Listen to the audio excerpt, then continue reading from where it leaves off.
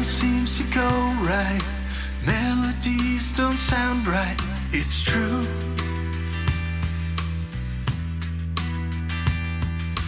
Days disappear, shadows remain plainly clear. The door opens, and the fizzing in my beer slows. The door opens as it slows.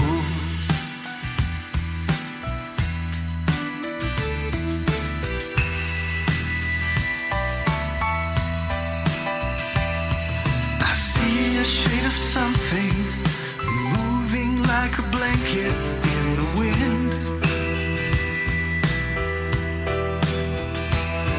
A pretty little blanket, perfect to heal me in the end. The door opens, and the fizzing in my beer slows. She walks by, and the spinning in my head grows. The door opens as it slows.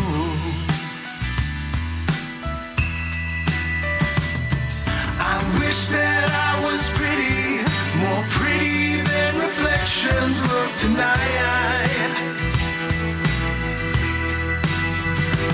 But I'm past the point of caring. It's time to make a moment. Let's not make a moment. This shouldn't be a moment.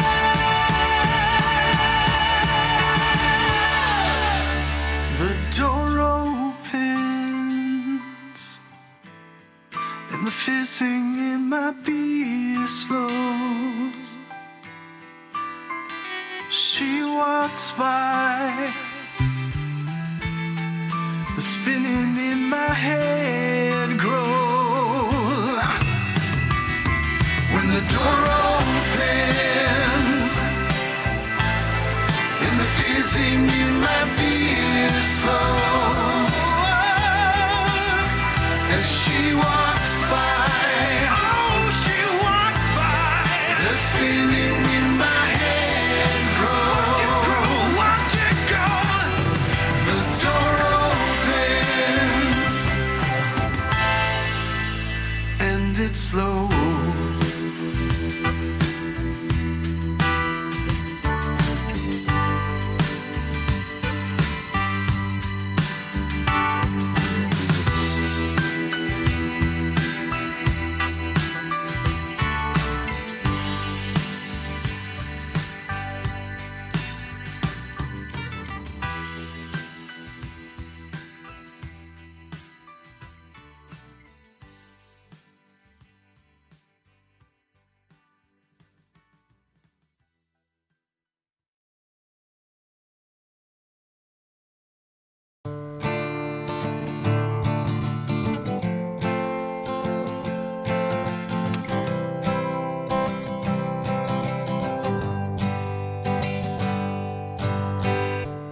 Closing sale, everything must go, nothing left behind, no wild oats to sow.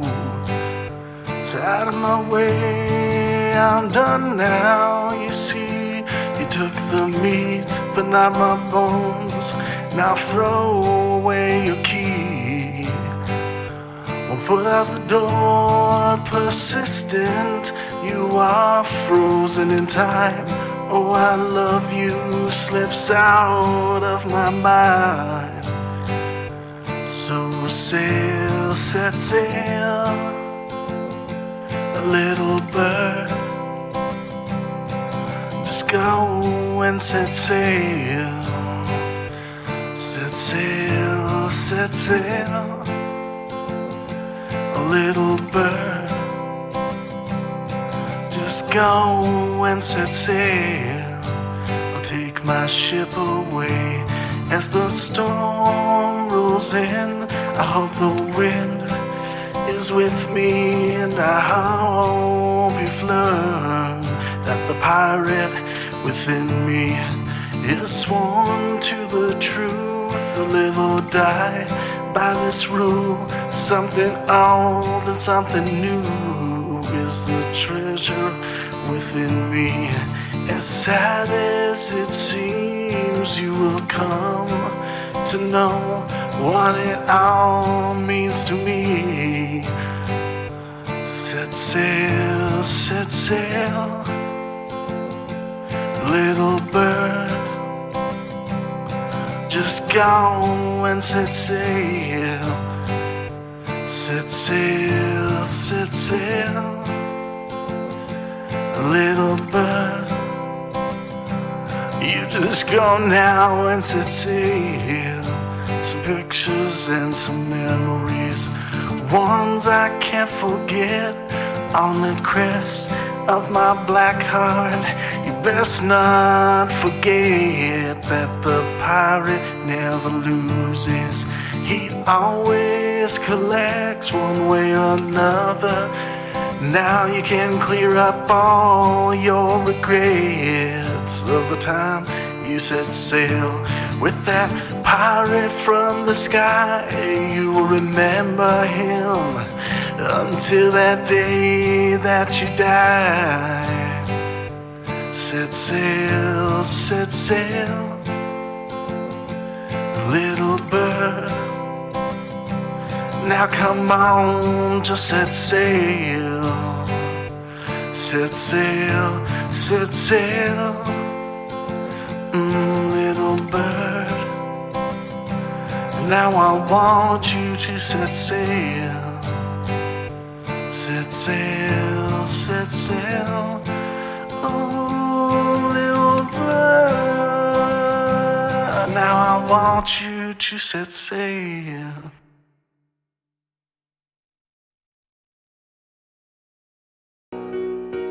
Don't forget to lose your mind tonight. Just watch me. Hello, hello. Don't you think about responsibilities. Just feel what you want. Feel what you want tonight. I want you to say how you feel.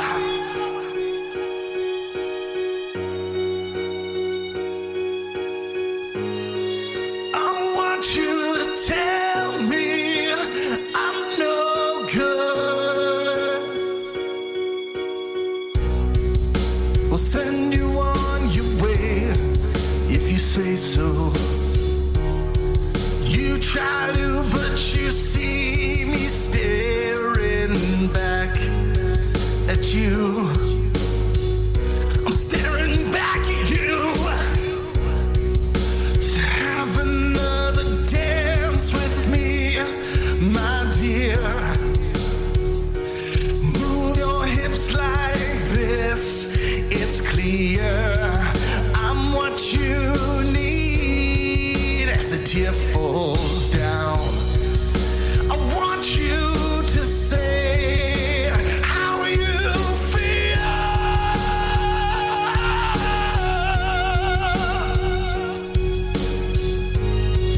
I want you to tell me I'm no good. Well, don't you look back, you will miss me. Don't look back, I'm standing under the street light at night. Don't you look back, try to forget. Yeah. So just walk to me, my dear. Look inside me, and it's clear. I'm a better man than him. I'm a better man than him. Then time stops. I want you to say how you feel.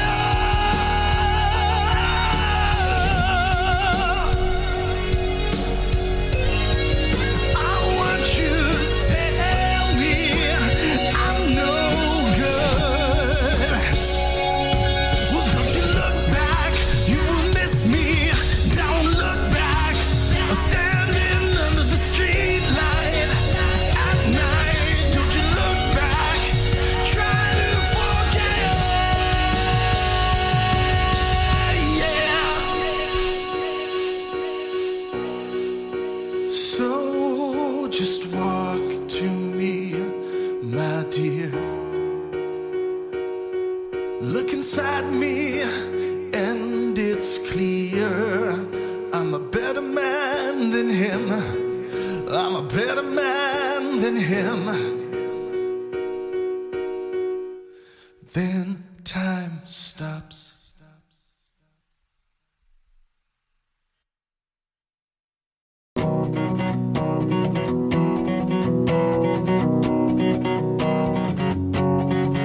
It's the same road as before,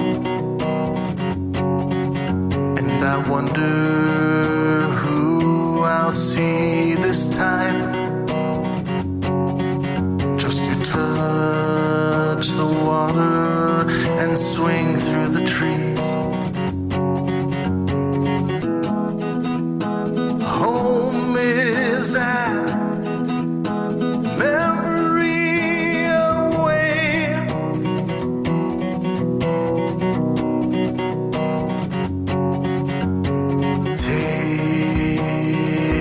Take me home. Take me home. Take me home. Take me home.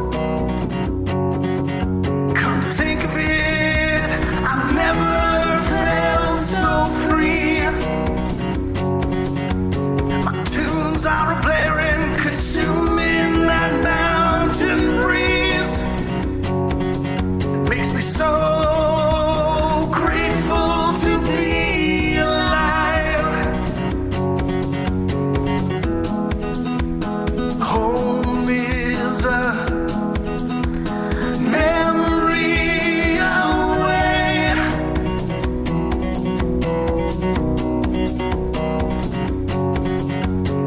Take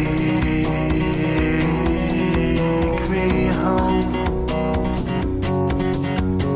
Take me home.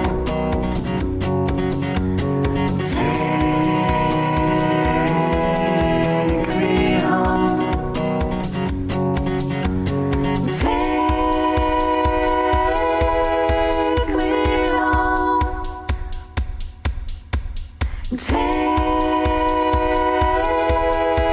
me home. Please take me home. Come on. Please take me home.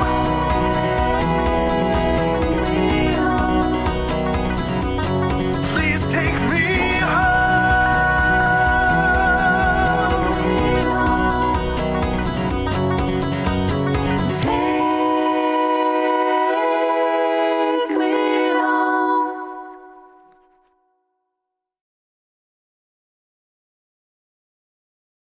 You've been sitting in my mind by the blueberry pond for years, waiting for a worthy man to be the right kind of crazy, the right kind of touch. I've learned so much, baby, just wait and see. I've learned the right way to hold you tight and save you from all those scary nights. Alone I won't leave you, you will know how it feels to be the star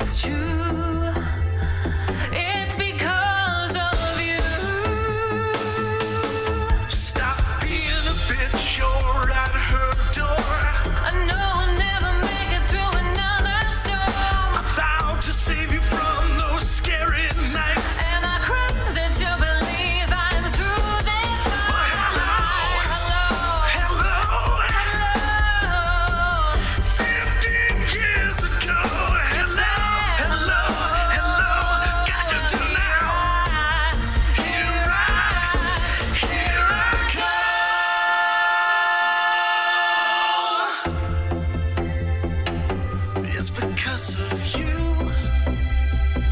It's because of you. It's true. It's because of you. It's because Stop of being you. a bitch, you're at her door. I know I'll never make it through another storm. I vowed to save you from those scary nights. And I crazy to believe I'm through this fight. Well, hello. Hello. 15 years ago. Hello. Got to do now. Here I come.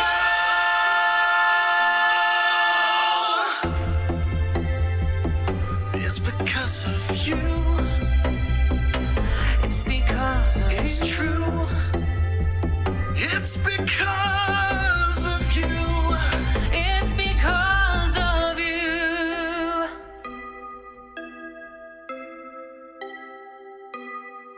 It's because of you. It's because of you.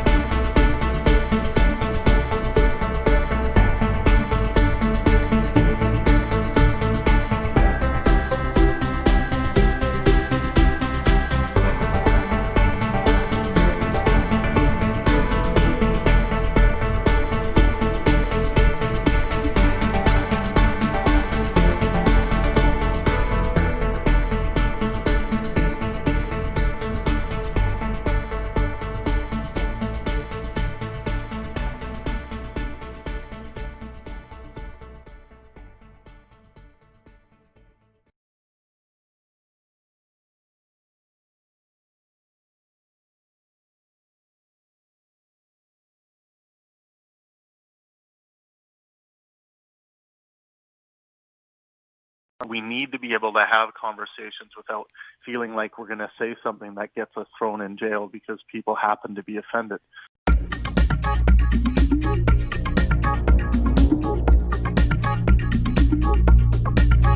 Skepticism, skepticism. Do you know what you believe? What you believe? What you believe? What you believe?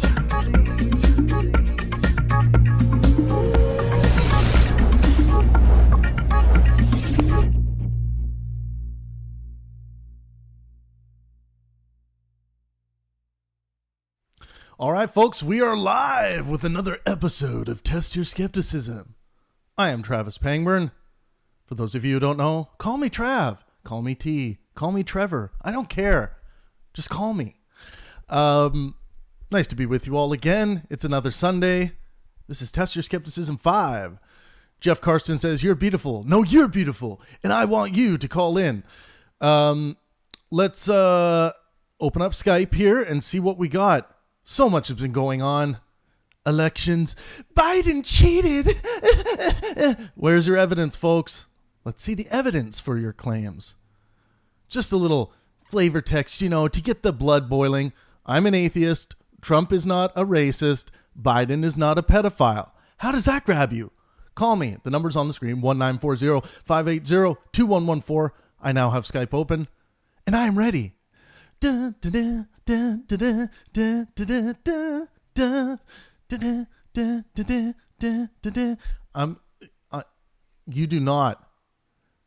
do not want to leave me on the air hanging. But yeah, we've been talking all week on the open mics and town halls about the election results. Those of you who follow me know that I thought that the Democrats pissed their chances away of beating Trump when they did some weird shit with Andrew Yang and somehow convinced him to turn into some kind of pseudo-radical leftist in his approach to his presidential campaign. I don't know what happened with Andrew Yang, but I think he's going to bounce back. It was a crap campaign. Oh, we got This is Test Your Skepticism. You're live with Travis Pangburn. You there? Hey, I'm there. Yeah, just turn the YouTube feed off, and then, that'll be the best for the call. Okay, this is Chainsaw Cowboy. I want to assert that you are not an atheist. Okay. So you made a positive claim. Where's your evidence?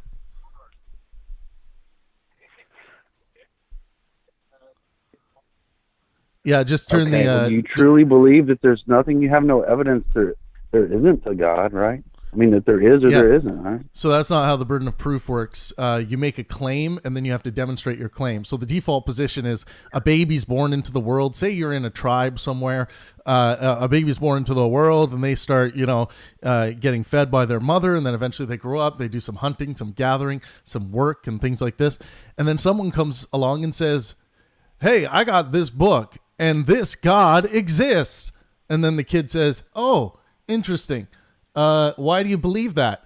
And then the person says, "Well, it says so in this book," or "this, I had this personal experience." And then the kid says, "Well, that's not convincing enough evidence for me to adopt that belief." That's all atheism is. Atheism isn't a positive claim saying there are no gods or there never was any gods or anything like that. But if you come on the air and say, "I can demonstrate that you're not an atheist," then you've adopted a positive, or you've made a positive claim, and you've adopted a burden of proof. So then you have to prove your claim. Okay, I don't know. You're right. This is a difficult one because I would call myself an atheist too, but I'm playing devil's advocate here. Yeah. Because so a good way to figure out. Can you honestly say you don't have any proof that there's not a God either? Like, because that's the trouble I have with it. Right. So you how don't. Can we? I can help you. Prove that there's not a God. I like to keep or these which things. God would it even be? Right. I like to keep these things. Or a higher power or whatever. Yeah, I like to keep these things rolling really fast. So I'll give you a perfect example. The reason why we don't do what you're talking about, like this dilemma that you have. So I have invisible fairies flying around my head right now. You can't prove that they're not there. Right. So basically, it's a very bad way to evaluate what's actually going on in reality, because anyone can just claim anything. And then anytime someone comes along and says, yeah, but we would be able to test that. Oh, no, these invisible fairies are untestable. I can only see them. So you're right. Yeah. So, I was trying to play devil's advocate. Yeah, and yeah. I had a poor argument. There you got me. No. You win. No. I hear you. And I'm glad you brought it up, because it is a common thing that people struggle with, because they're like, well, I can't call myself an atheist because I don't know there are no gods. Well, neither do I. That's not what atheism is. Atheism is simply just saying. See, that's why I would say more Yeah. agnostic than atheist, because we don't know. Doesn't agnostic mean that you just don't know, and it could be, you know, I mean, because you just don't. There's no way of proving any of this stuff. Right. So I'll explain the difference between Gnosticism, agnosticism, and theism and atheism. So theism and atheism deals with what we claim to believe, and Gnosticism and agnosticism deals with what we claim to know. So you can be a agnostic atheist, which would be, okay, your atheist position says you don't believe, but also when it comes to making a knowledge claim, you're not willing to make that knowledge claim that there are no gods.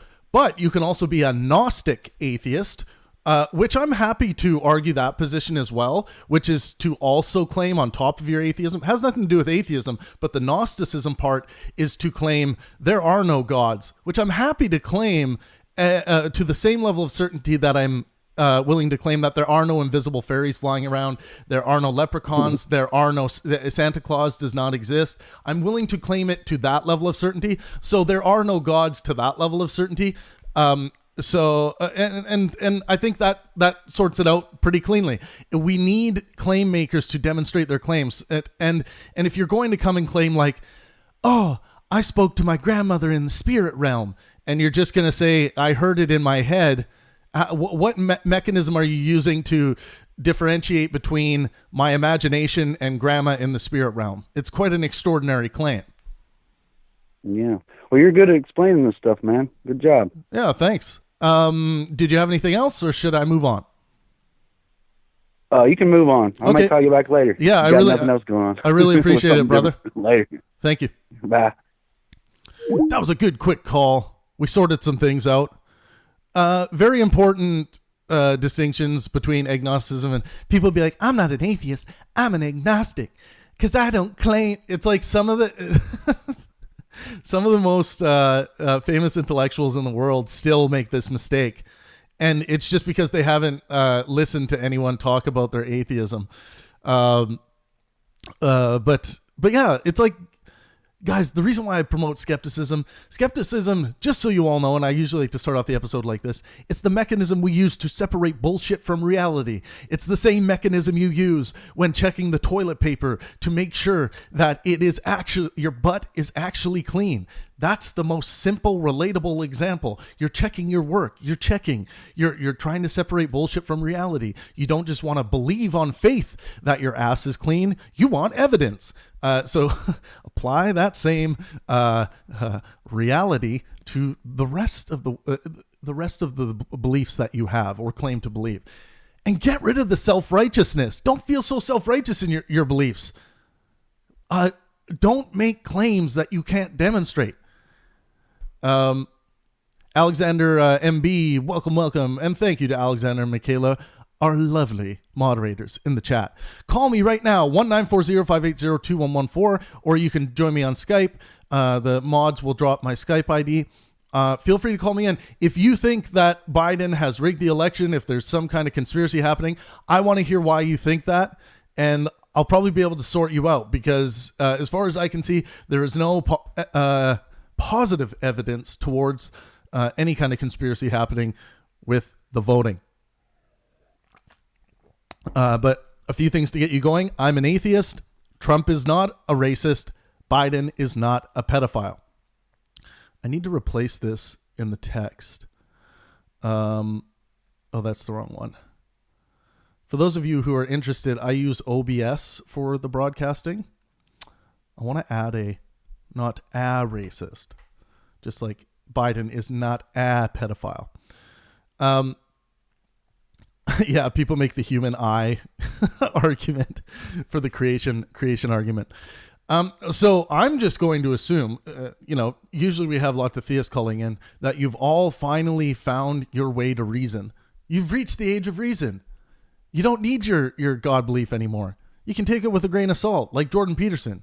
It's a metaphor. Jack Burton says, Biden is not a pedo, but he is a racist kid sniffer. I want to hear why you think he's racist, and I want to hear why you think he's a kid sniffer. I've seen a video where it looks like he's sniffing a kid. Is that what you see when you see that? You see him sniffing a kid? Jack says, never sniffs the black kids. Yeah, feel free to call in, guys. The lines are open. Facebook.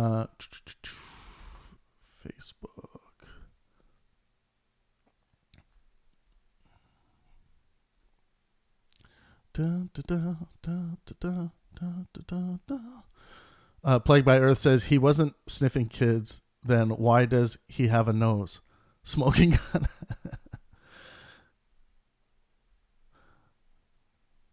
All right, mods, bring me callers. Go and fish in Discord if you have to. Who is this?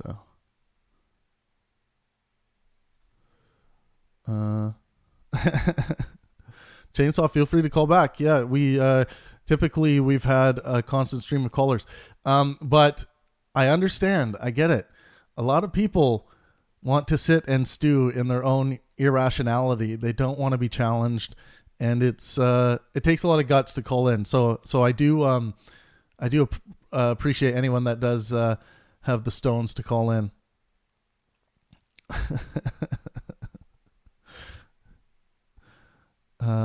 Maybe I will open Discord here.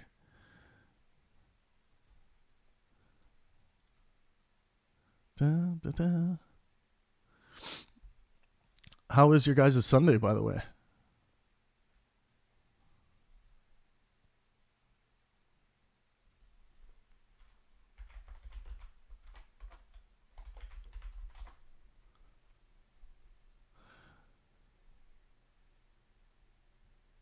Oh, I'll take voice calls on Discord as well.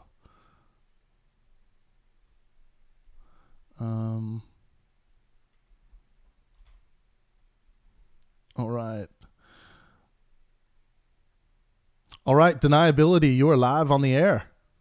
Hi, how's it going? Good. How are things down in South Africa?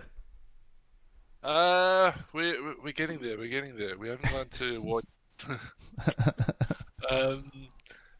Cool. Thanks for taking the call and doing it on Discord. It's very expensive to call from. Oh yeah, definitely.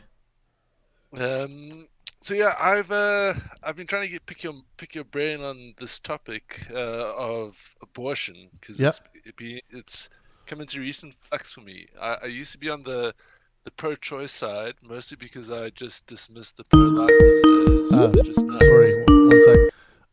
Hey, on Skype there, I'm just gonna put you on hold, okay? You'll be next. Sure. Yeah. Okay. Cool. So yeah, I previously dismissed the pro-life side because they're just religious nuts. It was around the time I converted to atheism, as it were. Right. Can I ask you, just before you get into this, why do you think there are two sides? Well, I don't. That's the thing. I think it's a very nuanced topic, and I think the way it's painted into pro-choice and pro-life creates a real quite stupid on the actual issue. Yes, it's actually a promotion of radicalism, I think, to have these radical devotions to this group or that group. But go ahead. Correct. So let me start with I'm for abortion from the perspective of I think it does a lot of societal harm to have it completely illegal, because you don't have doctors that are trained in doing it properly, and people clearly seek it out, and if it's illegal, it gets done in very dodgy ways, and there's a lot of harm that comes out of that. So I want it to be legal from that perspective. But what I'm balancing out is, since it's been legal, and I'm going to use America because that's where we have the most reliable stats from it. Since it's been legal, I think it's the legalization of it has been abused. And what I mean by that is, I mean, 60, 70 years ago, you could potentially get pregnant, and that's just for the case of debate here, talk exclusively about sober consensual sex.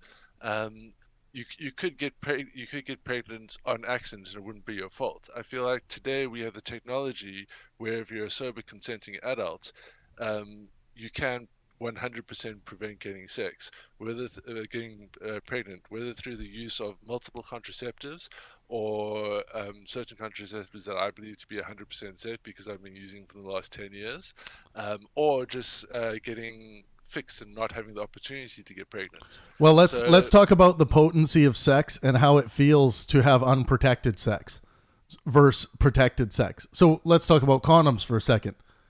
Condoms suck. Yeah, condoms right? suck, but the contraceptive I've always used in my relationships is forget the metal, but it's a metal plate that's inserted somewhere around the womb, inside the man's penis.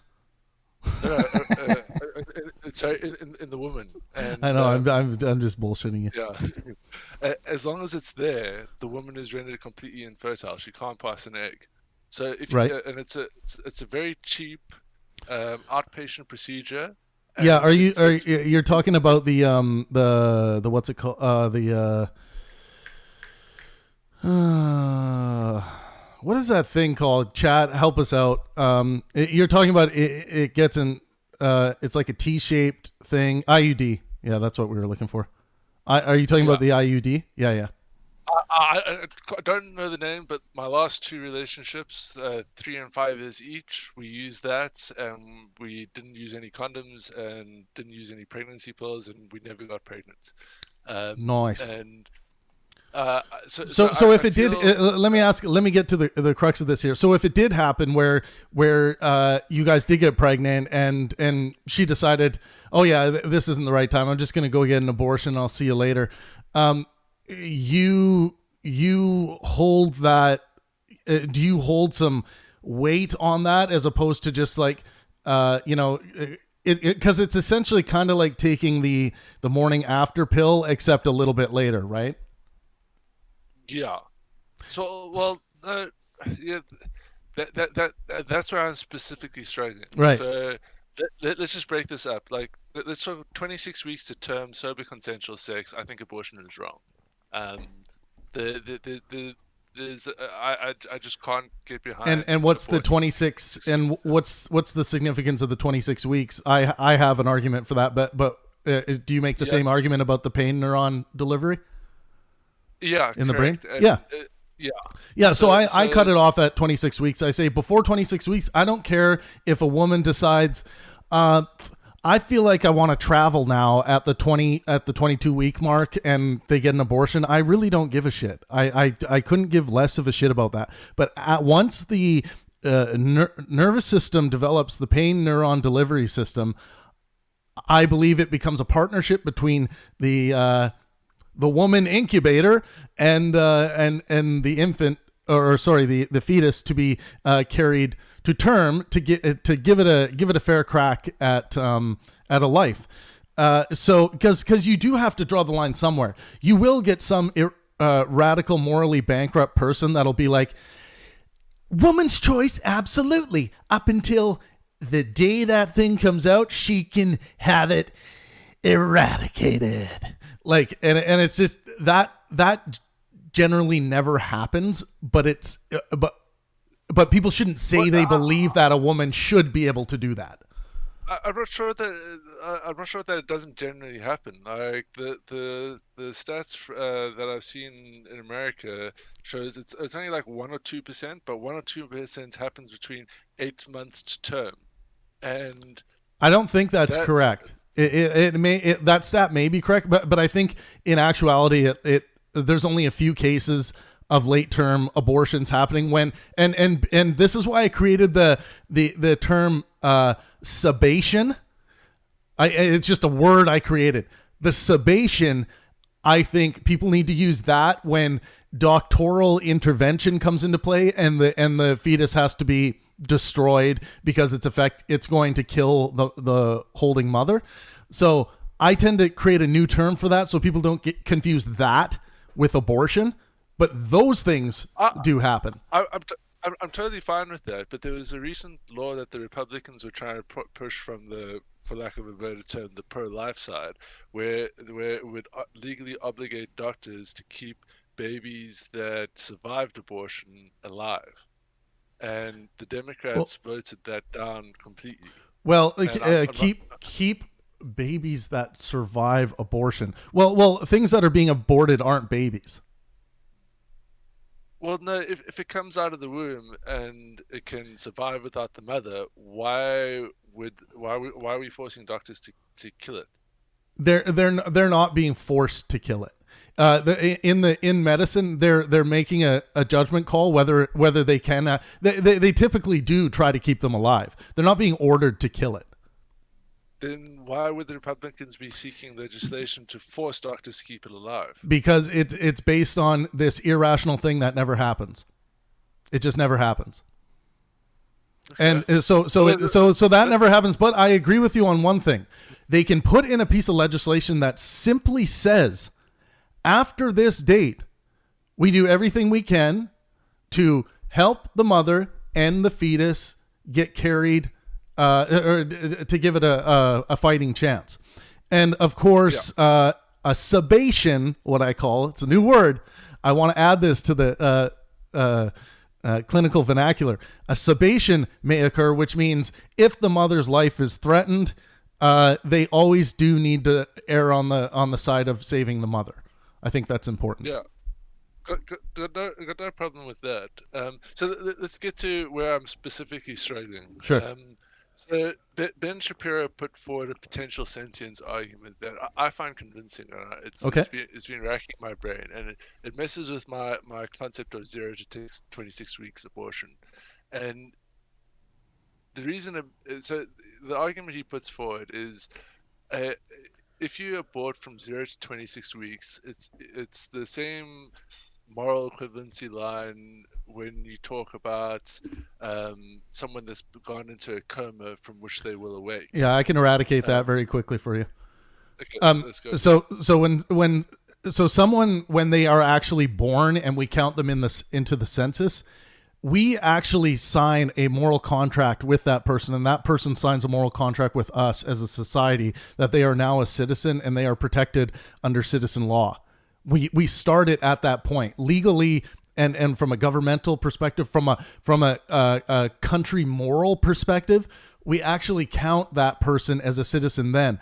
So it's talking about two different worlds. If you try to equate a collection of cells or a fertilized egg or all these things to someone who has actually been counted in the census, you are a human being on this planet now. We will take care of you, is what the government's saying, and including we need to make the best kind of moral judgments that we can for this person when it comes to the type of situations you're talking about. Like if someone has given their life rights to another family member, and that family member has the moral decision they have to make of whether they're going to pull the plug or not.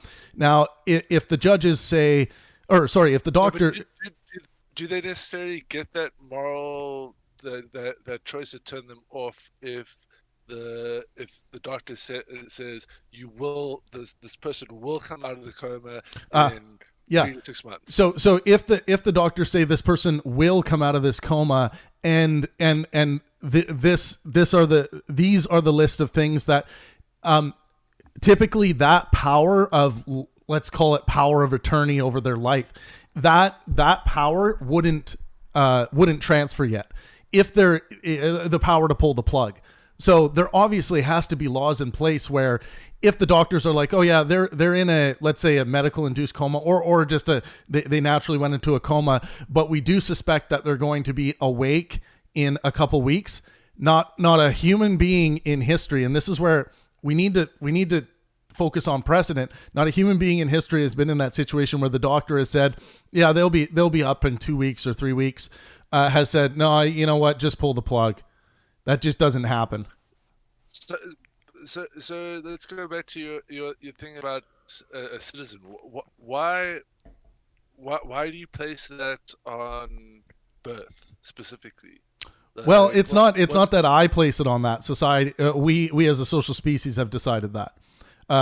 Because I think it comes from, we understand that a fetus is not a baby, and the reason why we don't have funerals and these long drawn out mourning procedures and sessions, and like when people have miscarriages and things like that, is because we actually feel more morally connected to our pet that we've had for 10 years than we do to the miscarriage that we had. It's just, if our pet of 10 years dies, that's a bigger deal typically for the human being than the miscarriage or the abortion or any of these things. But okay, well, let's bring this up then. I still struggle to see abortion as a good choice from the perspective of it. You have to have someone tinkering around inside you with surgical implements, and if everything goes right, fine. But things have a high potential to go wrong, and that to me is a much higher risk. Like abortion, they actually don't have a high potential to go wrong. But no, compared to slipping on a condom or here's the thing. Human beings, being the pleasure-driven species that we are, I will just speak a bit from my experience. Like in the modern dating world, it's not that long when you're having sex with someone that the condom comes off and you start to have unprotected sex. But usually there's some level of contraception on top of that, and I suggest people do that because not only is the abortion, like you're right in the sense of the abortion is like it gives us a bit of a disgust feeling because we do start, it opens up this new pathway in our imagination where we imagine like what would have been like if we actually carried this, or if the pregnant female actually carried this to term. What would life have been like? So there is a bit of bittersweet experience that comes with any abortion, I think. But and then on top of that, it's also like an inconvenience, right? And it's an emotional inconvenience. It's a actual physical inconvenience. There is some things that the woman has to physically do, but it's not as big of an inconvenience as people have been led to believe, and it's not as big of a tragedy as people led to believe. And the evidence I can show you is that obviously we think humans should come before animals when we're talking about like the proportional level of tragedy that you'll feel if your dog dies as opposed to your brother or sister or mother or father. It would be just because it's not on that level of tragedy. I can't imagine a situation where someone goes through an abortion and then experiences regret and suffers psychological trauma. It has happened. As a result. Yep, it has happened. That seems like a needless thing to put yourself through when there's so many other better options where you don't have to go through that experience. And such as I set it up as a rights versus responsibilities. Like right now, I'm not prepared to have children. It's not the right time in my life, but I want to have children in the future. So I haven't had my balls snipped. Right? So and that would like permanently stop the issue. Right. So because I want the right to have children, when I go have sex, I accept that I'm taking on a level of risk that I might cause a pregnancy and have to deal with those consequences. Because I want that right, I must now carry that responsibility. And like I said, 100 years ago, when we didn't have the technology to ensure that you had to do it, I think it's changed to the point where if you're having sex and you're not taking the precautions to not get pregnant, that you must now accept the responsibility of pregnancy if that mistake does happen, because you are ultimately taking that risk. And what is the risk though? Yeah, you keep saying risk. You're saying risk of potential psychological trauma. No, risk of becoming pregnant. Yeah, but why? Right? Sorry. Why is that a risk? Well, let's say I use condoms. I still got a 20% chance of getting pregnant. So Yep. that's a 20% risk. I throw spermicide on top of that. No. I'm asking you why you think the possibility of getting someone pregnant is risk. Why do you think of it as risk? I don't view it that way. No. It comes back to the fact that I want to be fertile so that I have the potential of having children in the future. I don't want to have children now. So every time I have sex, there's a risk that I might have that child, even though I don't want it. And I'm making the choice to have sex. I'll just tell you the way my language works there. If I'm having sex with someone, yes, there's a chance that we would become pregnant, but I think of that as just like there's a chance. I don't think of it as a risk assessment. I don't bring like risk assessment into the act of sex. That's fair enough, but whether you want to call it chance or risk, you accept. Well, I think it's a big difference. Choosing to have sex, you accept that chance, and if you're going to choose to have sex, my argument is you have to accept that chance of a potential huge responsibility. And if you don't want to accept that chance of potential huge responsibility, then do one of the following things. Either get your balls snipped so that you can't, and then there's no chance, and then you don't have to have that responsibility, and then you can go have as much sex as you like. Or layer on the contraception, because if you're using a condom and I'm presuming you're not in a monogamous relationship, but you can use a condom and you can use spermicide lubrication, and I'm pretty sure that's going to eliminate your chance of getting pregnant. Right. So here's where the is versus ought thing comes in for me, because we can say we can educate the public as much as we want. For instance, with social distancing, same as like condoms. If you wear a condom, in general, no one's going to get pregnant, and you're not going to pass around an STI. However, there is yes, we can build this scientific model and say this is a perfect model. Why aren't people doing it? Because condom sex sucks.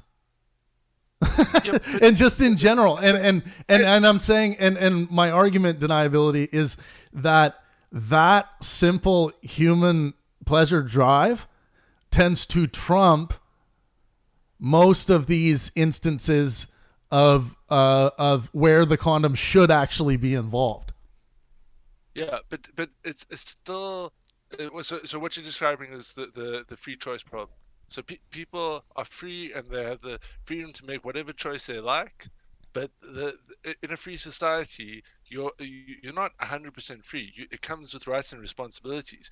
If you want the right to be walking around out of jail, it comes with the responsibility to not go around murdering people. And as soon as you murder people, you lose the right to be walking around free. So we have a free society based on rights and responsibilities. Yep. And I would put forward the argument that if you want the right to have sex, you must accept the responsibility that you could potentially get pregnant, and you have to deal with the consequences. Look, 100%. I'm not saying people don't, but this is probably a good conversation people should have before. Like, if you are going to have, here's a little thing that might satisfy you.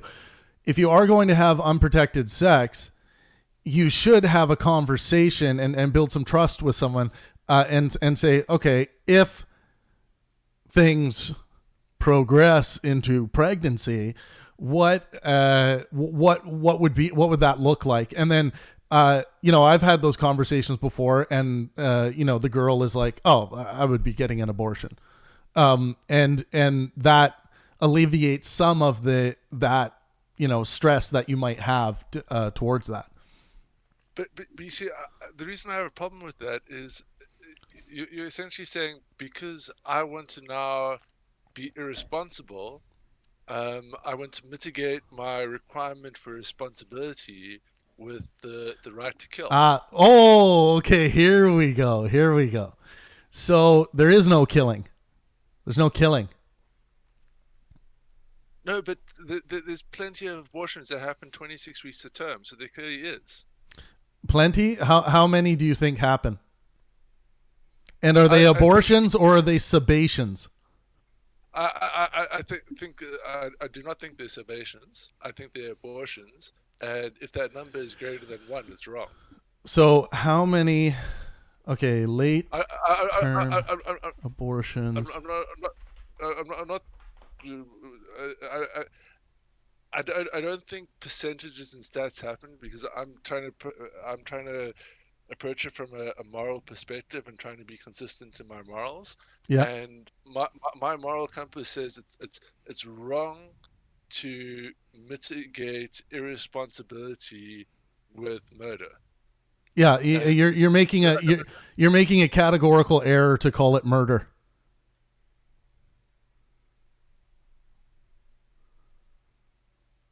Maybe it's 0 to 26 weeks, but 26 weeks a term, I have to say that it's murder because 26. Yeah, no.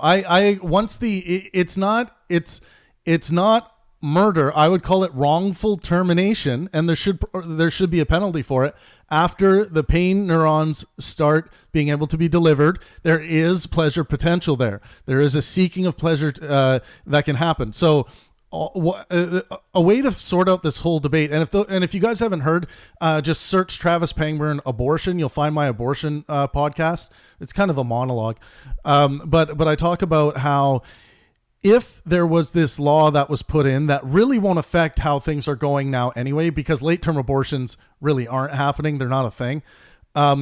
But if you actually look at the numbers and statistics, most of the time it'll be like, oh, doctoral intervention had to happen and this abortion occurred. It's not an abortion. We got to call that something different. People get confused. But so Stephen Crowder has a video in his last. I'm sure he does. Where he went into an abortion clinic with someone that managed to get a late-term abortion at 8 months. Planned Parenthood didn't ask any questions. The lady was very open about it, gave Stephen her name, they talked about it, and it was just really an abortion of convenience. Did it go forward? Yes, yeah. Okay. The doctors didn't ask why it wasn't a sebation. They just axed the baby. Do you and were there any charges placed? Because there's nothing. Most doctors will refuse to do that. Most surgeons will refuse to do that.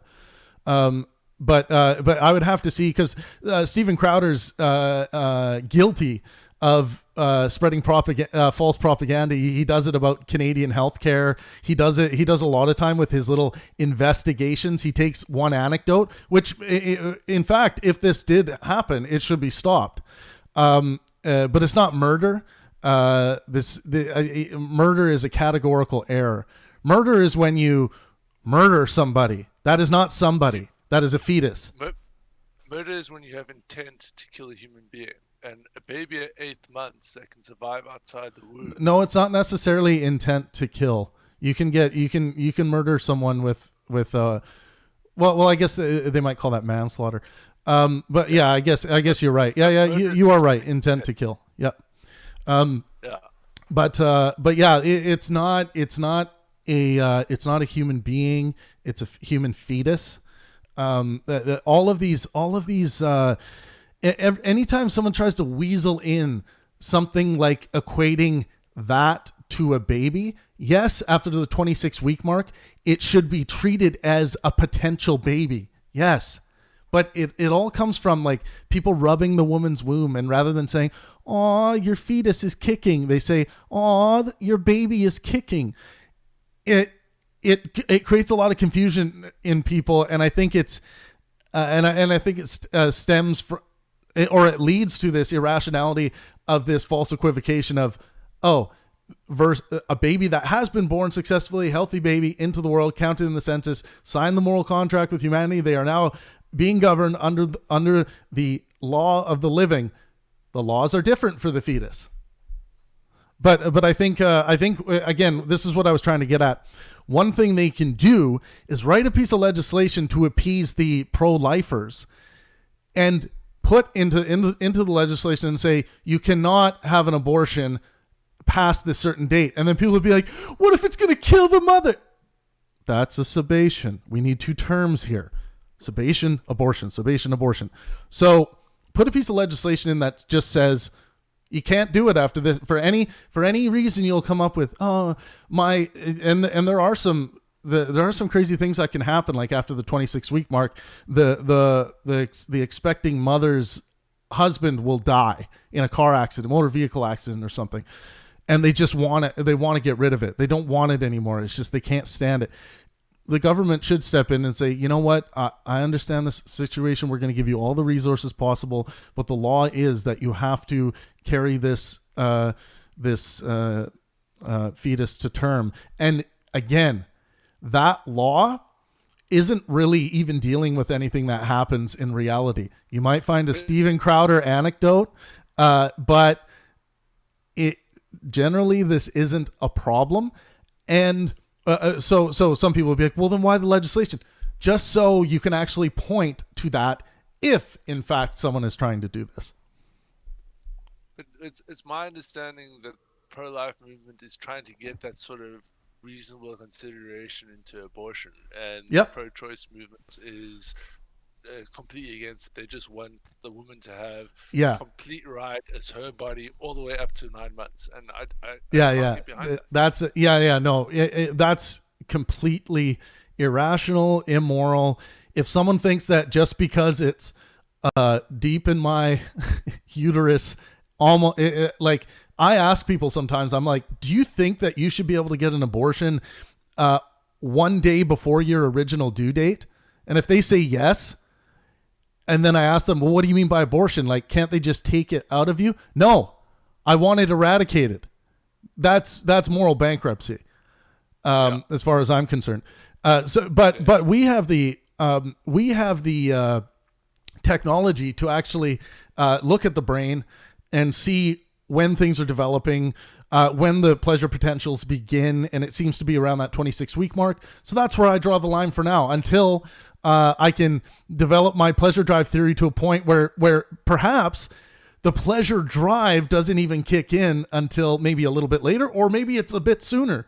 So I think we just have to keep looking and developing theories, and of course they have to be based in scientific reality.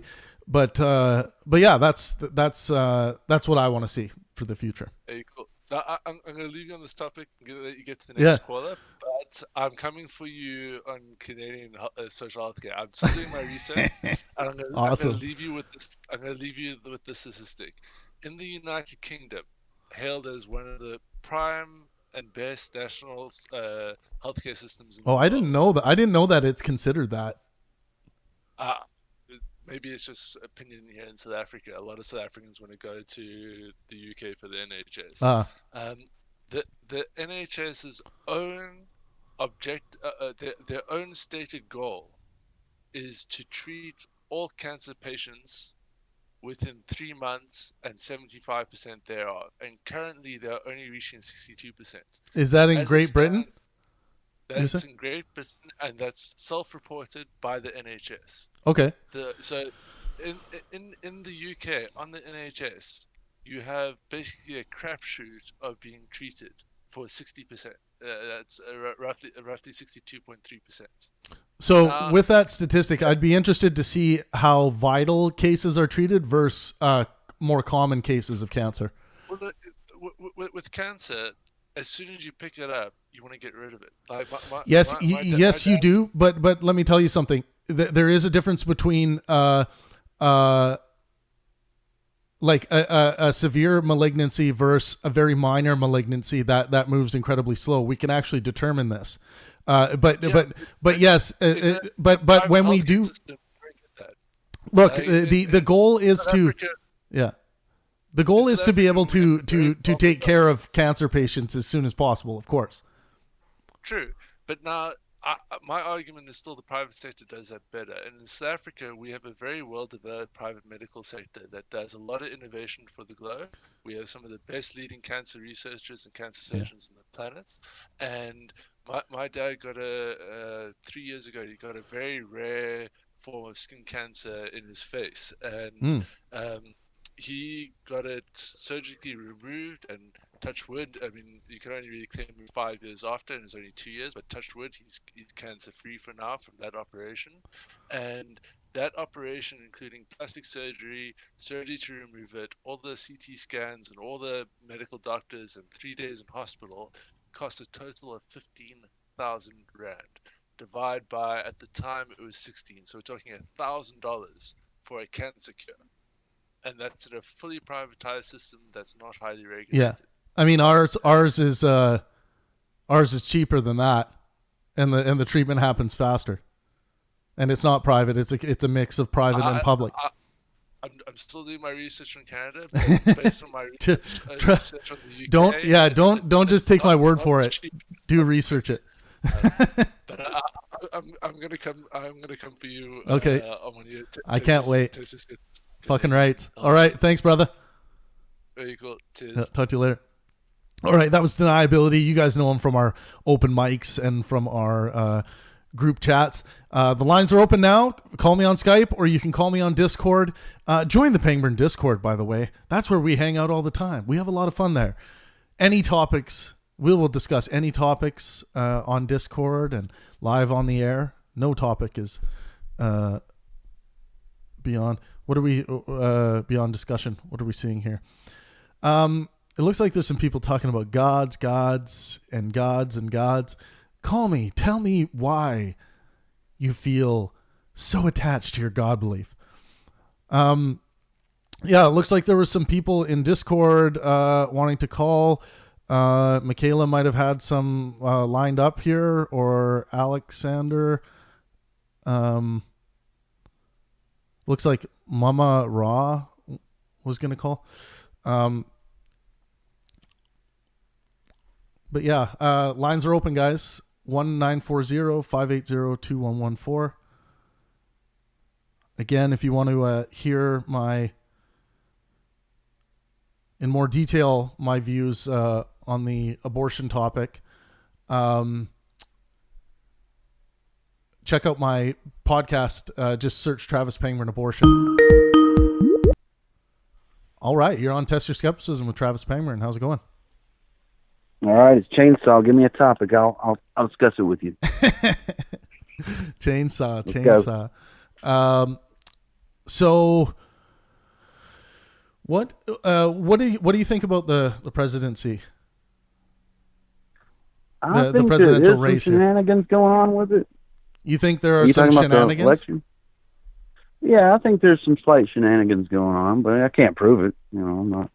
But yeah. I want to ask you this: who did you vote for? Will you publicly state who you voted for? I'm actually Canadian, but I said in this election I would have voted for Trump. You would have voted for Trump? Yeah, I would have voted for Trump. And it has to do with maybe I should. Yeah, it has to do with. I voted for Joe Jorgensen. Oh yeah. I know quite a few people who voted for Jorgensen. Yeah, I was trying to hope they'd at least get into the debates. That's one thing that bothers me. There's a amendment in my state that allows, because I found out this is my first time voting. I just registered to vote this year, and I found out that I cannot vote in the primary elections for local things like mayor and governor and stuff in my state because I'm not registered as a Democrat or a Republican. You have to be either registered as one of those two big parties, or you're not allowed to vote. But there was an amendment on the ballot this year, which was my main concern when I voted, was just to be able to vote for, my local politics because I'm registered as a non-party affiliate. Right. So I'm not allowed to vote. It's just weird. It's like a weird law. That's how they keep these two parties in power, because the other people aren't allowed. Like, you don't see a Libertarian Party allowed to debate in the debates and stuff because they're just not allowed to, because they keep them out. They've got laws against it, like what I'm talking about in my state. So you started off by saying you think there is some shenanigans going on, but you can't prove it. Why would you believe something that you can't prove? You're right, man. I don't know. I can't prove it, so I can't really believe it. But I just do think, what I don't believe is that people are that fucking retarded. Oh, I guess I can't say that on here. You can say whatever. You can say whatever you want. Stupid and retarded. Yeah. That people are that fucking retarded to vote for Biden as the damn president. I mean, come on now. Is more than half of the country that fucking stupid?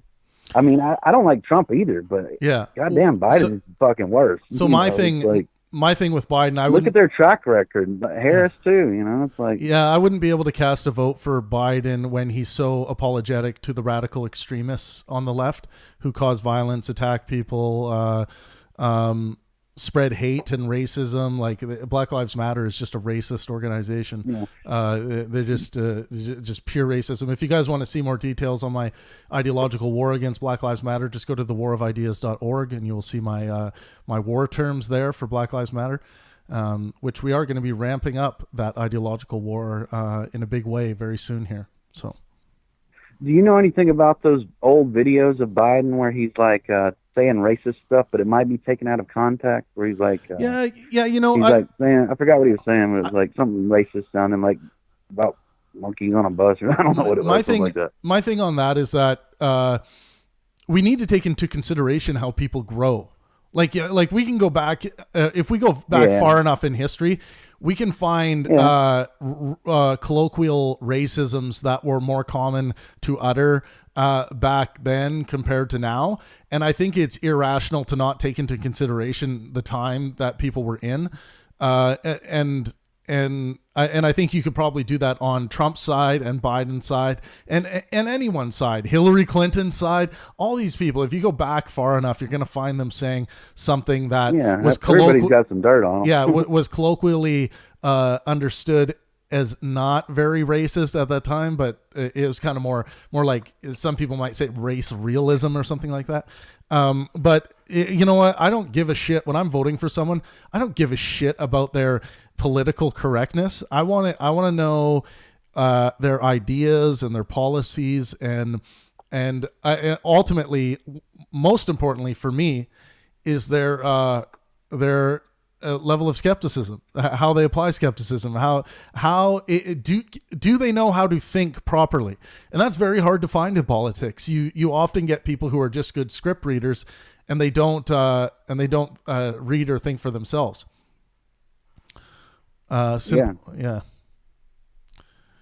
But I have a couple people waiting here. I'm just gonna let you go. Yeah, cool. Yeah. Thanks. Later, man. Yeah, call again. Okay. I'm gonna grab Mama Ra here. Get Mama Ra on the air.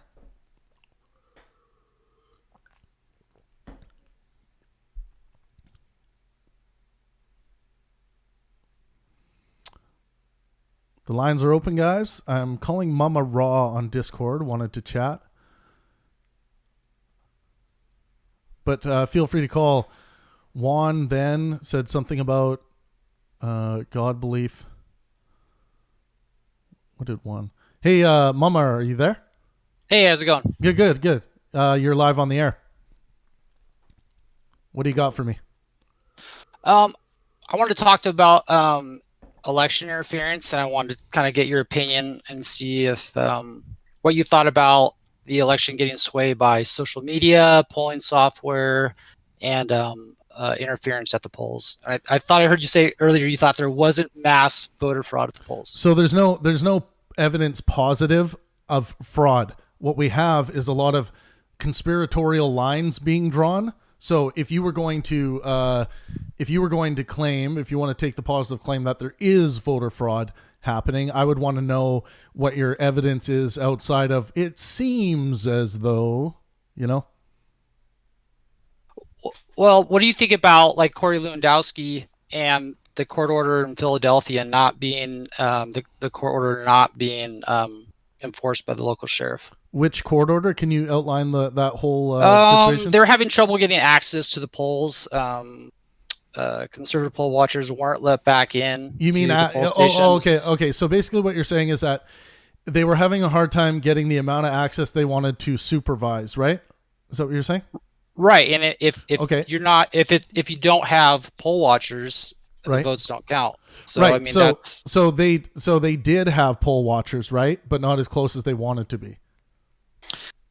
Well, they weren't allowed access, like close access, like the 6 feet parameter. Yeah. So when they got the court order, they went ahead and moved the machines to the back of the building. So they let the people in the building, but then they moved the machines to the back of the building, and then they got a second court order and then the sheriff is supposed to enforce that. Sheriff never came down and enforced it locally. Right. So that's So not. I would call that election tampering or fraud because no. the votes can't So- be counted if you don't have poll watchers. Yeah. So if they can determine that the poll watchers were not close enough based on the law to make those votes not count, if they can determine that within the law, it all has to be done within the law.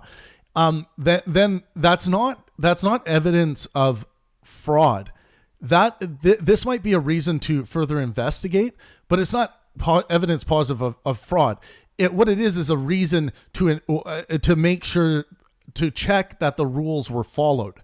It's not evidence of fraud. It's a conspiratorial jump to say, oh, this was happening, and then to say, oh, and one of the reasons why it could have been was fraud. Well, it could have been because a part of the venue stunk or something like that. Like, we need more information. I think some people are going to say fraud, and I think they're going to instead of saying the right term, it's just like those aren't legal votes. And Yeah. So if people say fraud, then that would be an incorrect claim, because fraud is a very specific thing. Okay. That has to be demonstrated. What's your opinion on the court of public opinion as far as like the? Well, first of all, the court of public opinion, I couldn't give less of a fuck. What do you think about social media influencing the election? Do you think social media played a huge any part in how people voted in the election? Oh, and their access of to course, information? man. Social media is life. It is human life. If you're not on social media, you are very disconnected from all of the crazy and all the good and all of the nonsense and all of the good sense. Like, you're disconnected from a lot of things if you're not on social media. And some people want to live that way, which all power to them. But yes, of course, the sharing of information, the war of ideas, the social media platforms are battlefields for the war of ideas. And some people, of course, were not endowed with how to think properly. So when they're taking in social media, they're very easily tuned and turned into cynics and conspiratorial thinkers through little anecdotes they see, and then they start doing conspiratorial line drawing. So of course, someone who knows how to manipulate and manage their social media in a colorful enough way is going to be able to convince someone who doesn't know how to think properly, no problem. So a lot of people I've grown to watch, like people that are vlogging on YouTube, have been removed from YouTube or demonetized to the point where it just isn't viable for them to use as a platform anymore. Right. I don't watch Steven Crowder. I heard your conversation with the guy earlier. I mean, he makes some cute things sometimes. And, I actually like Steven Crowder in general. When he sits down on the campus and has a conversation with people, yeah, but he's just doing this kind of stupid skits. He loses me. But, yeah, it's like some of it's comedy. Do you think YouTube's reached a point where they're a public utility? Well, I think YouTube is starting to get closer to being a publisher as opposed to a like a public utility. I mean, supposedly 60% of the people get the news from YouTube every day. Yeah, well, I mean, YouTube is it's an incredible educational tool, but it only works well as an educational tool if you have a solid foundation of skepticism. And unfortunately, a very, very small portion of the world population has that. And that's one of the reasons why I promote what I promote. But if you have a solid foundation of skepticism, you can self-learn in any topic, anything you want, brain surgery, everything. You can actually become an expert in this particular type of brain surgery by going on YouTube and studying the technique, the actual surgeries that you can view as precedent. This is actually used in medicine. Like YouTube. I can't stand Alex Jones. Do you think he deserves a platform on YouTube though, if he's not breaking the law? Well, deserves is a weird thing. I get into this conversation all the time using the term. It should. I think a better way to put it maybe is should he. If you were on the board, of Google, would you allow him to remain even if you thought he was spreading false information? Oh yeah, like if I was on the board at YouTube, we would have our code of conduct, we would have our rules. If someone's video that they put out, someone's particular video put out, was, breaking those rules, it just isn't allowed. Like, it gets blocked. But then you have to come up to, okay, what is this actually, if we're going to claim to be a free sharing of ideas platform, which YouTube shouldn't say that, because it really isn't that. If they're going to say that is, then Alex Jones has a place just like anyone else. But if you have someone who, let's say most platforms are going to have a rule just like countries do, like in the United States, they will have a harassment law, right, built into their code of conduct. So no harassment is allowed. Okay, how are we going to police harassment? Well, YouTube has a very detailed harassment policy, but then you get into things like hate speech. Well, what is hate speech? And the way Michael Scott says it, it's like, I am a victim of a hate crime, Stanley. That's not what a hate crime is. Well, I hated it. It's like, well, that falls in line with compelled speech, and as far as like who gets a voice, and it's a slippery slope. Look, because it's convenient for liberals right now, because we're sitting on the end of the branch and they're cutting off the end of the branch, but they don't realize that further up the branch is the people they're going to cut off, their freedoms going down the line, because they're running that canary in the coal mine and they're not paying attention. Look, I've been hit by it too. Our channel got demonetized for a month here, and we're still waiting to get remonetized again. And simply by just engaging in rational discourse, that's what we do on the channel. And sometimes I do pick topics that may be considered to be triggering or hard for people to talk about, but I don't think that warrants a demonetization. So I do fear that this great engine, this great platform, is not going to be a place where a show like this, or a show or an open mic discussion about race or things like this is going to be able to happen. That doesn't mean we can't create other platforms and go other places, but I think even creators like Alex Jones should find a way to get their material on YouTube, because it is, if you're about sharing your ideas and wanting to engage in the war of ideas, it is a very good platform to do that, because there's so many people engaging with the platform. This is why people come to YouTube. Well, I understand, 90% of the people you hear are going to be quack jobs, but I mean, if we got rid of all Alex Jones, I mean, we're going back to the time where, how many witches do we drown because they told us lavender was antibacterial? Oh yeah, no, totally. You get to the point where someone would maybe ask a question or say, maybe this particular person, out of the millions of witches that we've hung or burned, maybe this particular one isn't a witch. Well, you're going to get burned too for saying that. So it's when skepticism, critical thinking is getting stifled by people's emotional knee-jerk reactions and their capacity to be offended, that's a big problem. What's your view on the polling software Hammer and Scorecard? The which? Sorry.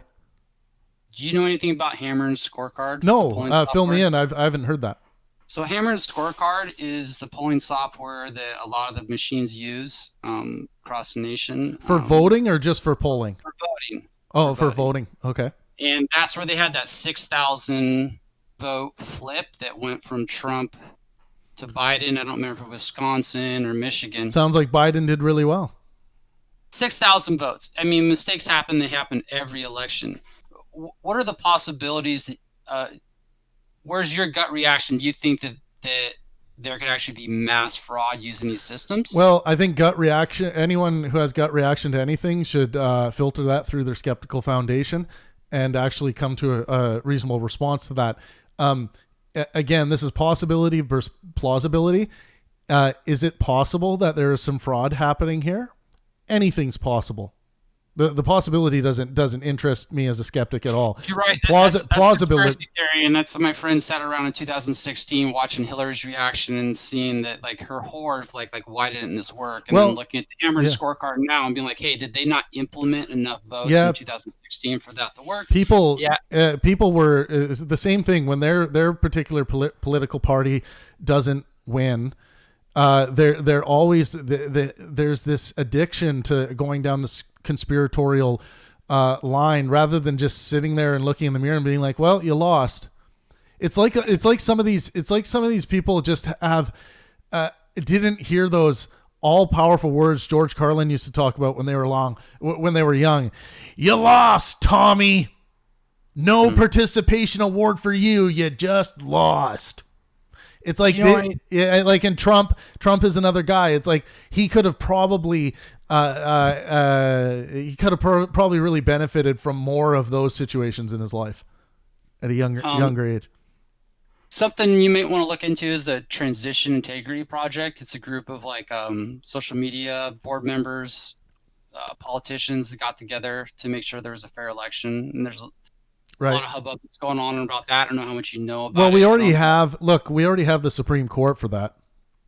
Okay. Do you think that Biden won due to the influence of social media and pluralistic ignorance? Pluralistic. Well, I think you can make that same argument for Donald Trump.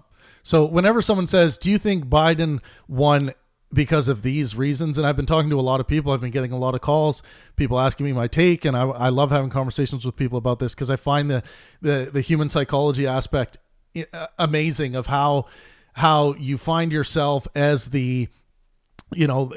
as much like a Hillary supporter after Hillary lost, just in disbelief. You thought that this was supposed to be a runaway. This was supposed to be a win. This was supposed to be this, and it didn't turn out the way I wanted it to turn out. So all of those things, all of those arguments, was Biden able to really use social media to his advantage? It's like, look at how Trump used Twitter. Trump is a genius on social media. If there's anything genius about Trump, he knows. I think he is the greatest entertainer on this planet right now. As much as some people might hate him, he is the king of entertainment. He knows how to entertain, and entertainment is the biggest export in the United States. No wonder why you have the king of entertainment in that. Sorry. He was the first slap chop guy. He was the first Billy Mays. He was really the first guy that all he sold was his name. Yeah. No, totally. He didn't really own anything. He just kind of put his name on thing. And he did that before social media. So if he could do that before social media. Yeah, Donald Trump used to do all of these. Crazy once Twitter and Facebook and everything else came out. Donald Trump was already doing those things. Yeah, Donald Trump used to troll America. Like he's been trolling America his whole life. He's been trolling New York City his whole life by calling in with.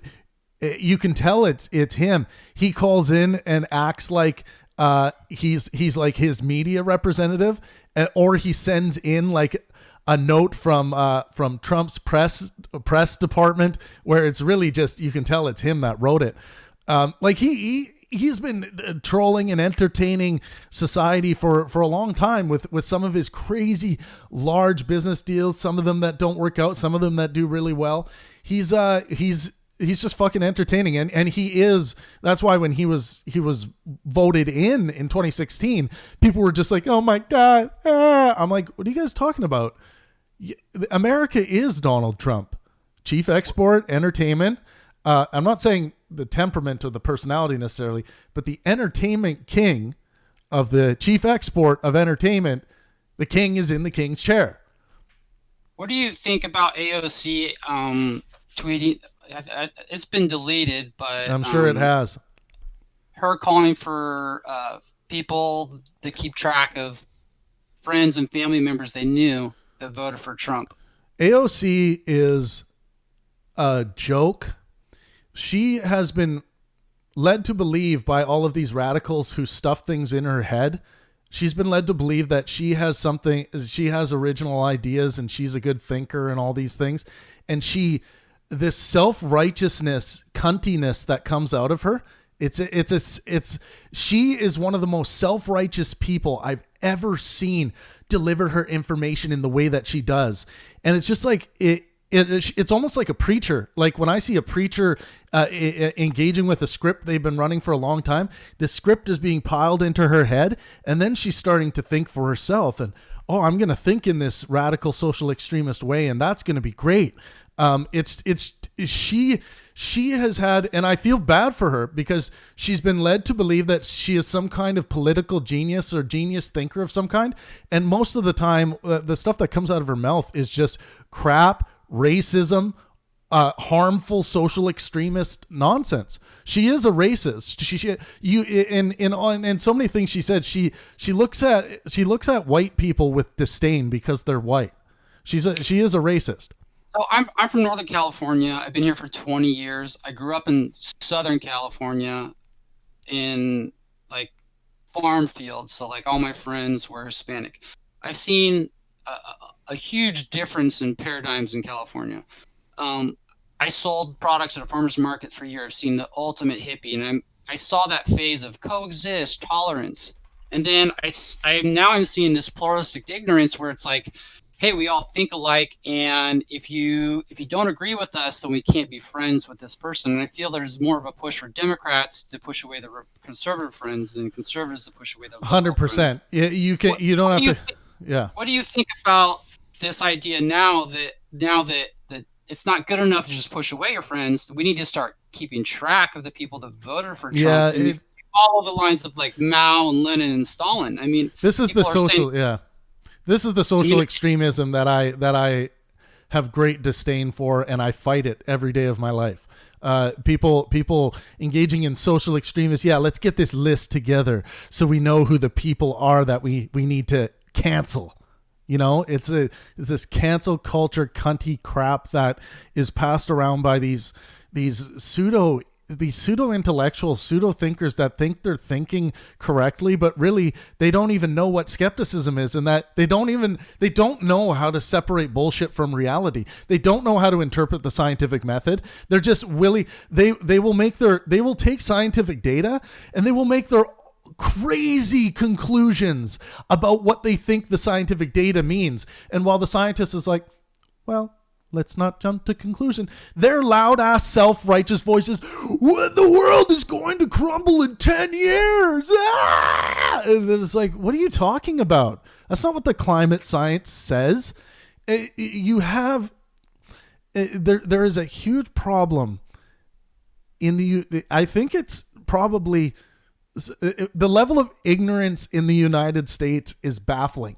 And it's not only on the left, it's not only on the right. I see it collectively in this thing where skepticism has gone out the door. Group identity is the important thing. Racial identity, talking about race, pointing out race. Yeah, look at that. Black lives matter because we need to say that. It's like, no, you don't need to say that. Show me the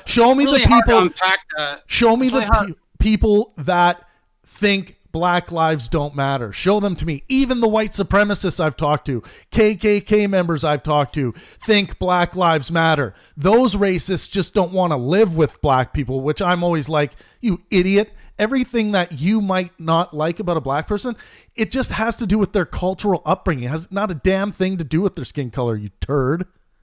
Well, it's really hard to unpack that for your relatives when there's so much pluralistic ignorance and the social media has control of the narrative, and you're trying to convince people the only reason you're voting for Trump is you're worried about not pushing this controlled narrative of socialism, and you keep so much pushback that you're just not a racist because you voted for Trump, and then you see these things like the AOC is doing, and you're like, well, I keep seeing us move from this coexist tolerance to all of a sudden controlling, what I say in compelled speech. So yeah, fuck compelled speech, fuck cancel culture, fuck all of this social extremist behavior. Skepticism's all you need. I'm gonna let you go, mommy, or Mumra. I really hope you call in again sometime.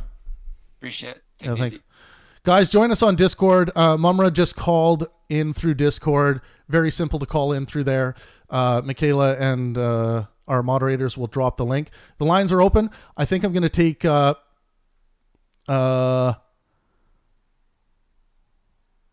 I'll take a couple more calls here. Feel free to call in.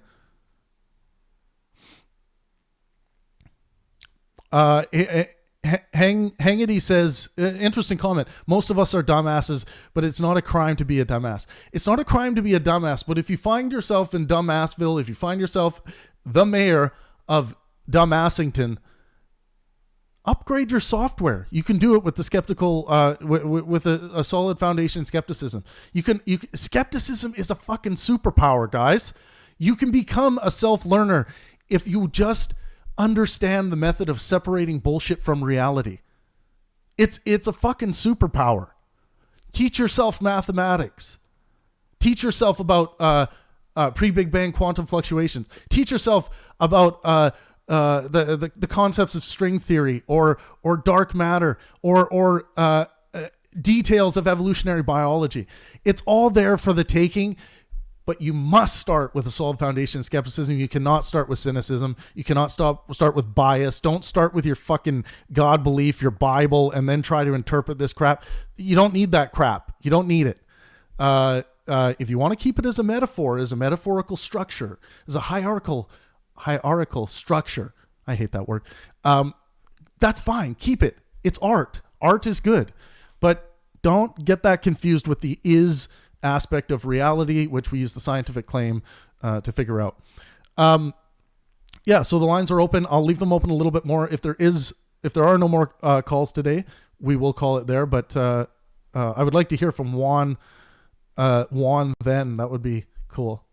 It sounds like you have some interesting things. People on YouTube, please subscribe and hit the notification bell. Hello, you're on Test Your Skepticism. And just turn off the YouTube feed. Perfect. All right. Hey, how you doing, man? Good. How are you doing today? Good. So, I just heard you say we are supposed to throw, God said, the Bible said, we should throw that away. That's what you said, right? Yeah. So I said you can keep it as a metaphorical idea of God, but if you're confusing the stuff written in ancient books by Bronze Age peasants as scientific truth, then you are not engaging in skepticism, and you are going to have a hard time separating bullshit from reality. Exactly. That is true. I completely agree with what you're saying, but my question is, so if you do everything that you talked about, and you just hold yourself to the possibility of God being there, okay? So you do everything. You just be a good skeptic, but you're just hoping that if God is there, if you die, you get eternal life. What do you think about that? Well, as far as the eternal life that is described in all of the various scriptures I've read, it's nothing I want anything to do with, because I don't want to sit worshiping someone for all eternity. I'm not addicted to life that much. If we are talking about downloading our consciousness into software form and in a simulation where we can create our own worlds and we can essentially be our own gods, I'd be down with that. Or if I can buy more time on in this life, in this biological entity I have, I'm down with that as well. But no, I do not want to sit before a celestial dictator until the end of time, or in some of these scriptures, burn in hell for all eternity, just because this particular God is butthurt that I wasn't worshiping him. Okay. So what if what you're saying is actually what's gonna happen? Like hell? No. We living eternally on Earth. What if that's what's gonna happen, but it isn't very clear because we haven't seen the future yet? Well, I would say this is that this is why skepticism is superior to any of these, like, people build worldviews with these very detailed, rules and top down morality, which isn't really a moral system. It's just moral proclamations, like from the Bible. I'll tell you. Let me explain how I am set up as a human being. So we have the is and the ought that we deal with. The is claims of reality. We use the scientific method to tell us what is, and we take what we find and we build amazing things like breast cancer, cures for breast cancer. We'll work on measles vaccine. All of these amazing things. They only work if we understand the is of reality, what's actually going on. So the scientific method takes care of that. So my skepticism, uses the scientific method to tell me what is going on in reality because it's the only method we got, and it's the best method so far that we have for that. Now, the ought claims, the moral aspect of being a human being, where do I get my morality from? So as far as I can tell by everything I've engaged with as a human being, the best moral system I find to be is maximizing well-being for myself and those around me. And I'll tell you why.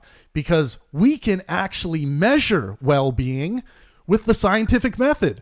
So in instances, we can actually make moral claims in instances like this. I use this dietary advice to your children.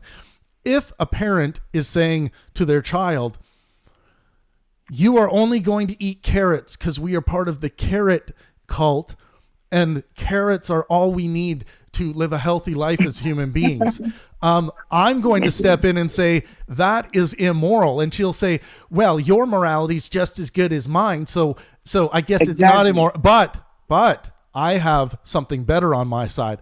I have the scientific aspects of reality that can actually measure how that diet is affecting the well-being of that child. We can measure it scientifically. Okay. So that's how I am set up as a human being. I think this is the best system, but if someone is able to convince me how another system is better on the let's call it the moral landscape, like Sam Harris calls it, or on the is aspect of science, then I'm happy to hear it. Okay. So that's a very, very good moral structure. Okay. The thing is, the Bible and Christianity itself hasn't been understood very well. There are evidences in the Bible that says that. Okay, so you know who Jesus is, right? Yeah, Jesus is the well, as far as we can tell, the fictional character featured in the Bible. Exactly. So, do you know that in the Bible, people who consider themselves as people who worship God, people who consider themselves as God worshippers, kicked Jesus out of the church? They kicked Jesus out of the church, did you say? Yeah, they kicked Jesus out of the church. I would say some would argue that, because it seems like, and I talk to a lot of Christians. It is written literally that they kicked him out of the church. Literally, it's written there that's what they actually did. Oh, you mean as part of the narrative? Oh, okay, yes, okay. Yep. So they kicked him out of the church. Okay, the reason why I'm saying that is there are those who follow the dogma. There are people who hold the dogma so strong and don't want to get away from it. Jesus Christ came to tell us exactly what you're telling us. Stop holding the dogma so strong and make love and well-being of others. I mean, I'm down with making love, but you're missing something here, caller.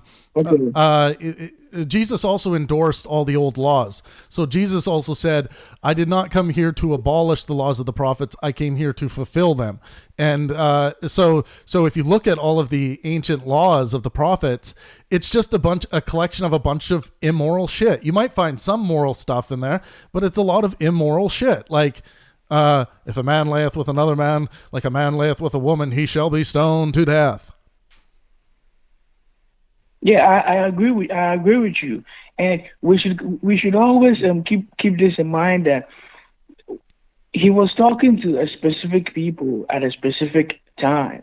So what he was saying over there doesn't mean that they are supposed to continue the immoral shit you're talking about. That's in the Bible. That wasn't what he was saying. How do you know that? Because other Christians would disagree with you and say, you don't know what you're talking about. We should be be following the literal word of God. That's what they would say.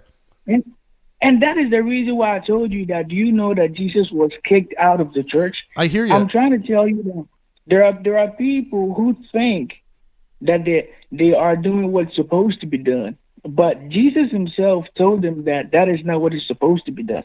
And if But he there also is a endorsed the specific- laws, dude. He also endorsed those immoral laws. So I think like it seems like, I mean, it is the workings of a strange fictional character that flip flops like this, going back and forth, and you're trying to figure out what it means.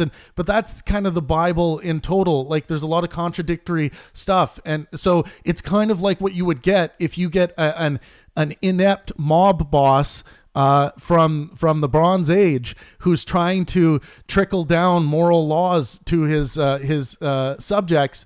It's kind of the same thing, and the mob boss will contradict themselves, and then the subjects will be like, well, what am I supposed to do here? Well, and then later on in humanity, people are like, well, I take that part with a grain of salt, but I like this part. I take that.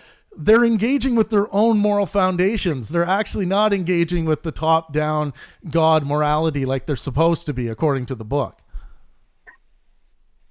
Okay, so the thing is that the whole idea of the top-down morality, you are very intelligent, and most of the people living in this time are very intelligent because the food we eat. You do agree that the food we eat, good conditions, increase people's. It's never been a better time to be alive than right now. I suggest everyone read Steven Pinker, Enlightenment Now. Exactly. And at that time, look at the harsh conditions they were living in. Yep. Their intelligence was very, very, very low. It's very, very hard. It will be very, very hard to leave a person who is stupid and tell them, to be a good skeptic. Their intelligence level is not.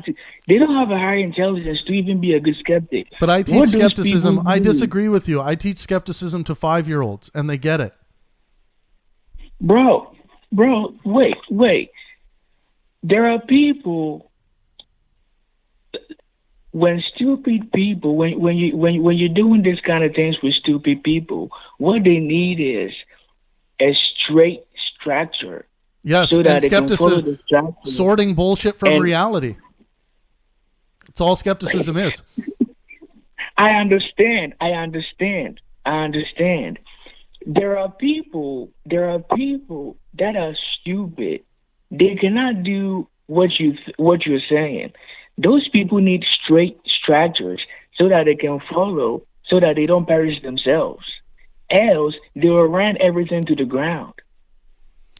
Yeah, I know a lot of what people would call stupid people who actually engage in skepticism and don't need God structures to live a moral life. Wait, it's simple. It's a lot more simple than people think it is. It really comes down to getting rid of the self-righteousness that weighs so many people down, and being afraid of being wrong. Like, a lot of this stuff, it just goes away when you become a skeptic. Okay, so when I say stupid, I'm not trying to say that as an insult. I'm saying that as an indication of the lack of something. It is written in the Bible that because of the lack of knowledge, my people are perishing. God Himself said, and now people know science. People have all these ideas. They are not perishing as they used to perish before because we have the knowledge. And no, it's not. It's not the knowledge. It's not the knowledge. When we're talking about skepticism doesn't require knowledge necessarily. The knowledge of what skepticism is, sure, but outside of that, it's basically a skeptic will sit there, and even if they don't have knowledge of things, someone will walk up and say, "This God exists," and then the skeptic will be like, "Oh, interesting. How do you know that?" And then they'll say, "Well, I know it because it's written in this book. It says that God exists." Oh, well, that's not evidence that a God exists. That's just evidence that book says that. That's skepticism playing itself out, and it would be cynical or conspiratorial or just wrong way of thinking to just look at that book and say, "Wow, there is some compelling morality in this. I guess it does come from a God." It's like, that's just wrong think. I completely agree with you. Yeah. I completely agree with you. And so does Jesus. Jesus also agrees with you. And I'll give you the evidence in the Bible. So So does Picard from Star Trek. Exactly. The reason why I'm saying Jesus is the reason why I'm saying Jesus is you know how attached he is to Christianity. So when I say Jesus, I'm trying to tell you that the religion itself agrees with what you're saying. It's just that some people don't understand it. So,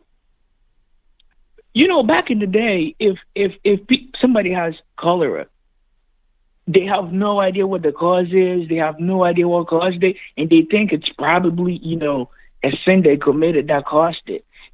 They don't have the know-how. They have no knowledge in science. So these kind of people thought, I think it's these gods that are doing this. So I have let me talk to you about something. I have elderly members in my family that have no knowledge of science, hardly anything. They know that science is the way to determine what's going on in reality, but it doesn't come into their everyday life. It doesn't come up in their everyday life, the scientific method, even though they can think skeptically about things. So I don't buy this thing of, scientific ignorance is necessarily to blame. I think there are some belief systems that have come into humanity, that have infiltrated humanity, that actually didn't turn out to be very constructive. They led us to some moral, some ways of being moral and showing us examples, and we did get lucky on some of these things, and we kept some of those moral codes as we move forward in society. But just because Christianity happened to be the popular game in town, I don't think it makes it it doesn't make it special at all. And also, why do you find Christianity or Jesus so compelling and not Zeus? Wait. I'm trying to make a point, and we'll come to that also. The point I was trying to make goes back to the point I was making earlier, that stupid people need structure. So even though and the structure skepticism. Wait. Even though, let's say your grandma doesn't, she's not a scientist. But she does know that we have doctors. She knows that there's a structure that uses science that we can believe in. So if she has cholera, she knows that I'm going to the hospital. The people back in the day did not have that. So the only thing they had was, it was this thing that we did that caused it. It was this God. Okay. So the law was written that, don't go to the toilet where the water is. If you go to the toilet where the water is, the gods are going to be angry at you.